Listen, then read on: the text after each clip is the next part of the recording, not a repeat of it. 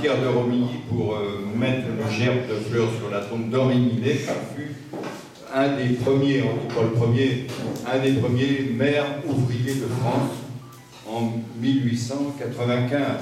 Sa carrière jusqu'en 1902. Voilà, et il est mort en 1902, très jeune. Voilà, donc on va aujourd'hui écouter Jean Numa Ducange. Alors, Numa, c'est un drôle de prénom, c'est un prénom rare, mais latin. Et je crois qu'Alphonse Daudet a écrit un roman qui s'appelle Numa Roumestan. Je ne l'ai pas encore lu parce que je suis un petit peu en retard dans mes lectures. Alors Jean Numa est maître de conférence, il est docteur en histoire, et quand il est venu à Troyes il y a 2 ou 3 ans, il était venu nous parler de cette époque de Jules Guesde, qui eut dans l'Aube, bien entendu, une énorme influence.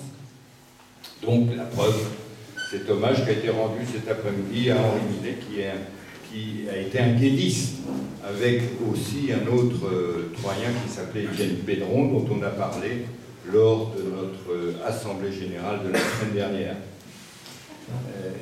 Alors, Étienne Pédron, on s'était promis à l'Upopope de rééditer ces chansons, qu'on appelle les chansons socialistes, et nos amis de l'Upopope ont dit un de ces poèmes qui s'appelait Le Bourgeois. Je vous dis que la première strophe, le bourgeois c'est une machine qui tourne mais ne produit rien. Chacun de nous pourtant s'échine pour assurer son entretien. Le bourgeois c'est un ventre immense que nous gavons de notre mieux. Nous travaillons pour qu'il dépense. Que le bourgeois est donc heureux. Évidemment, ça se continue comme ça pendant plusieurs strophes, puis à la fin, il faut le pendre, il faut s'en débarrasser. Donc Jean Numa s'occupait alors d'études jaurétiennes et robespierristes, toujours encore. Toujours encore un peu, voilà. Il s'y connaît aussi en marxisme, alors je vous en prie, ne le titillez pas là-dessus. Et nous l'avions invité à Troyes avec Claude Pentier, qui s'occupe du Métron, qui est une œuvre absolument fantastique. Mais bon, il nous avait un tout petit peu déçus, alors donc, comme il nous avait déçus, on a préféré reprendre Jean Numa. On a fait revenir le meilleur. Alors il faut savoir qu'ici, il y a une petite équipe robillonne qui s'exténue, mais là, je crois qu'ils ont fait une petite réussite. C'est vrai que la presse nous a aussi aidés. Il me semble que j'ai vu une journaliste, on l'applaudit parce que obtenir un...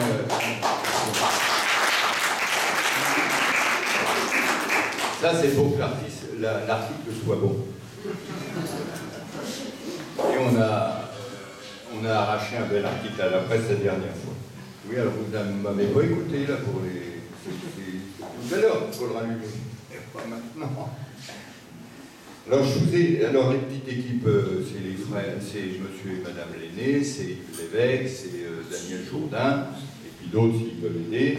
Alors, je vous rappelle que nous aurons le 10 mai à Troyes les frères Boquet qui présenteront une sorte de brûlot qu'ils ont écrit qui s'appelle Sans domicile fisc.